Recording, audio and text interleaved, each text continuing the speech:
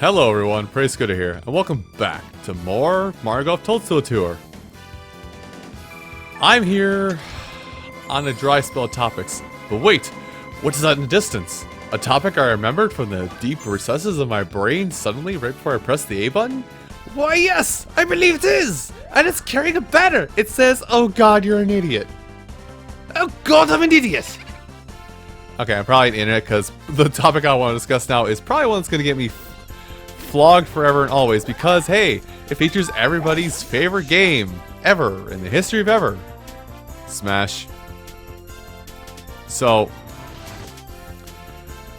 what I want to bring up and what I wish to talk about with today's topic is when Smash is the last of the DLC fighters. The last of the DLC Pack 1 DLC chosen DLC. First, before I even preface this, like, the thing I want to talk about is, the thing I want to mention with this whole thing that's going on with the Smash DLC selection is, every fighter that's been chosen has been seen, at least in the eyes of Sakurai, or at least as far as I can discern, in that it's somebody who was massively changing to the gaming industry, or a massive impact in the gaming industry. Even though Nintendo didn't have a pocket, or they didn't have their IP in their pocket at any point. IP being intellectual property, sorry. Like, Joker, I think we have Joker in there because it's kind of signifying of an RPG doesn't have to specifically be turn-based battles with a but thou must at every turn scenario kind of thing. It can be an RPG still, but with a totally radically different way to get your stronger spells or your better party members. You know, asynchronous RPGs, I think it's probably a term I used in the past. And then, who was after that? That's sad, I forgot who's after him. It wasn't Hero next, was it? I'm actually gonna look this up in the meantime because I forget who was after him on the Smash deals. Oh, it was Hero. Yeah, it was Hero. Okay, I thought I got backwards, but no, Hero was next. So why did Hero from Dragon Quest come in? Well, oh damn it, go me. But yeah, we had Hero from Dragon Quest because, you know, Dragon Quest is the, like, if it wasn't Final Fantasy, Dragon Quest is the high line, you know, this is what a JRPG is. Every time Dragon Quest comes out, it has the ability to put another game on complete shutdown and hold because their game is launching. I don't remember if I said this in a video already or not. I keep getting power shots. Help me. Koopa Troop has grown too strong. I cannot contain him. But it was either Final Fantasy VIII or Final Fantasy IX. One of those two had to be delayed. Like 2 weeks to a month in Japan because Dragon Quest 6 or 7 was launching. And, like, Square knew they couldn't compete with the Square knew that they could not compete with the Dragon Quest IP at all. Because it was so big and influential. So that's why I say, if not for Final Fantasy, Dragon Quest is not the antithesis. The picturesque image of what is the most noticeable RPG in the world. And then we had Banjo. We currently have an entire subgenre of platformer called Collectathon because of Banjo-Kazooie. That makes sense. And we have Terry Bogard as of now because, well, there are many fighting games, but SNK, with their fighting games, they kind of introduced many layers of fighting game stuff, like a rage meter, a rage meter, which kind of predated Smash. It's really definitely predated Smash's rage mechanic.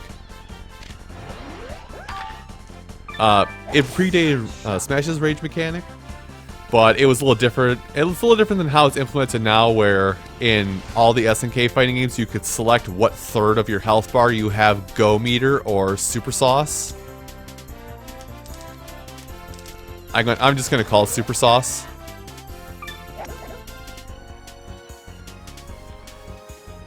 And yeah, basically, things that are in a lot of fighting games now kind of got originated with SNK, so that's why SNK, and that's why Terry is a fighter, outside of the fact that Sakurai is a sweaty tryhard in Fatal Fury.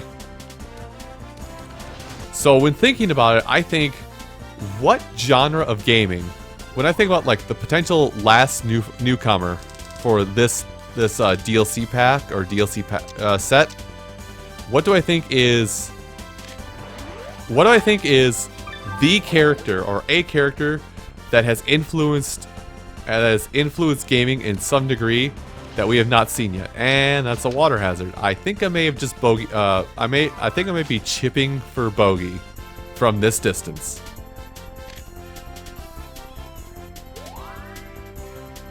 Well, do as they do in Rome. If I had gotten full power, that may have gone in, actually.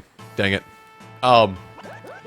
So, I'm sitting here thinking, what genre or subgenres of games have we not seen represented in Smash at this point that they could bring forth with this last character? What have we not seen that is big in either America or Japan? What have we not seen? And personal bias aside, it hit me like a sack of bricks. We haven't seen a first-person shooter shown properly in a fighting in Smash. We also have not seen a Danmaku or a bullet hell game.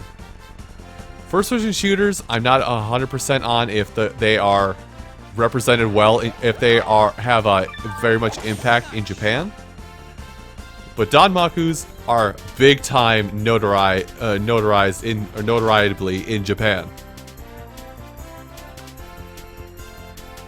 So the two I bring forward, which are definitely going to be wrong because I am not a savant on this kind of thing. I finally lost a power shot. Blessed be, I finally lost a power shot. The two that I can think of, the two characters I can think of, which will probably get shot down under my own umbrella, under my own reasoning I will give here, that will happen is basically the grandfather, basically the grandpappy of all shooter games, Doom Guy. I feel like if anybody first-person shooter would happen, it'd be Doom Guy. Because Doom is known the world over. It's known all the world over as rip and tear until it is finished. It is known either for the fact that it is the first fully immersive first-person shooter series, or it is known as the most violent first-person shooter series. Simply because of everything that it does. You go to hell and you shoot demons. And that's the entire game.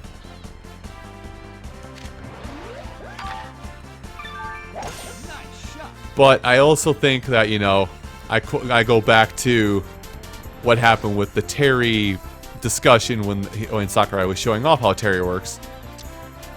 Smash Brothers is a good game for good boys and girls. And I feel like Doom Guy won't happen unless they heckin' neuter him with how violent he's allowed to be in Smash. Unless they fully make him way turn down his violence levels. That's the only way he'll get in, and even then, if that happens, that will not be Doom Guy if he's not aggressively violent. The other thing I said, Danmaku. This one I have a little bit of personal bias on, but I would almost wager, Toho. Something for Toho. More than likely, Reimu Hakare or Hakare Reimu, however you put those two together. Like, I imagine if Danmaku is represented at all, it would be Reimu. Now, a point that somebody brought up to me that I wasn't aware of, but I guess I will put in here as the reason why it won't happen, is the creator of Toho, Zune is what he goes by. His real name is probably out there, but everybody knows him as Zune, the creator of Toho. Has made his wishes expressed very clearly that he does not want. He never wants his characters to. He never wants his characters to be used in a mass licensed game or go to a large licensing firm. And I feel like Smash may break that. I feel like going to Smash would probably be a big enough jump to make it so Reimu would not happen, simply because that is big enough where it's like AAA, and Zune would say, no, no, no, that's my character, it does not go there.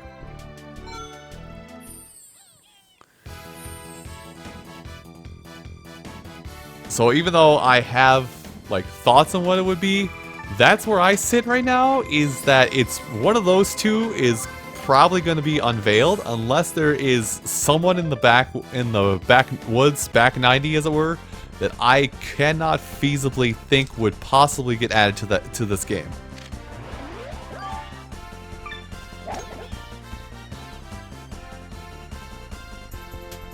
Sorry, I'm watching in silent contemplation. I was trying to figure out where it's going to go. Okay. And again, I could be happily wrong, and I could have called it. And if I call it, I'm gonna pull this bit out of this video, and I'm gonna slap it up online with a date of recording.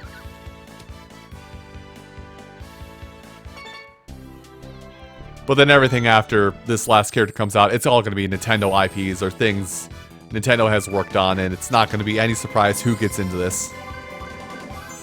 It's not gonna be any surprise who gets into the game anymore after this one. Aw, oh, dang it. Of course the win would be dead here.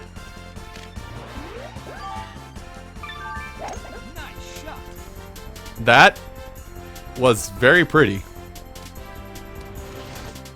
So pretty, in fact, that it's gonna ruin it for me in the end anyway. Oh, no, we're fine. No, take that. We take these. Okay. So let's try again. This time up here. Actually, let me see where it lands if I put this down. I don't like it landing there. So let's just put it right back where I found it.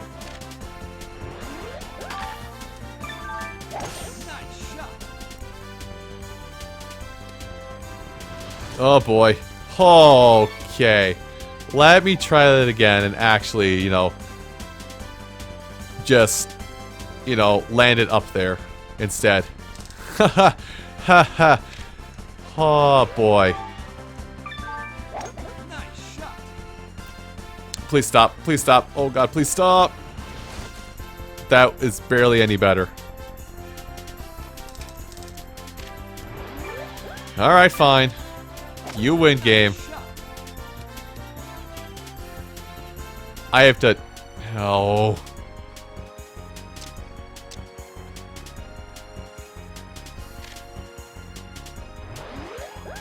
Hail Mary! You know, I saw it going up and over in my head.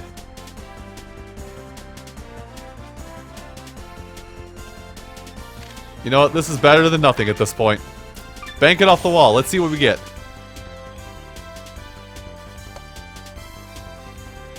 I don't feel like I'm gonna get points off this one. So I guess I now turn my topic onto you guys. What do you think? Do I have crackpot theories? Is there someone that's better? And I would like to say, think critically about this. Like, you can wish for Sora. Like, I guess I'm with you guys a bit. Sora would be a cool thing, but you gotta think, there's a lot of games that are already in Smash that already do a lot of the things that Sora does. So, kind of unlikely. Plus the legal nightmare that the Smash team would have to jump through in order to get that to happen. But think critically. Think critically about a game that is very very known about, highly notarizable. I keep using that word. Basically, has a lot of reputation going for it. That could somehow be put into a platform fighter, and think about that really, really, really hard. Because if you cannot rationalize what it is, then you're just kind of on the wish boat like I am. Like, I'm wishing that Isaac gets flopped from assist trophy to actual fighter. It's not going to happen. I can hope, but it's not going to happen. Anyway, that aside, everyone, thank you all so much for watching this episode of Mario Golf Toadstool Tour. Come back next time when we will go to the Toadstool grounds on 3 club slots and have some fun there. I'll see you folks next time. Take care.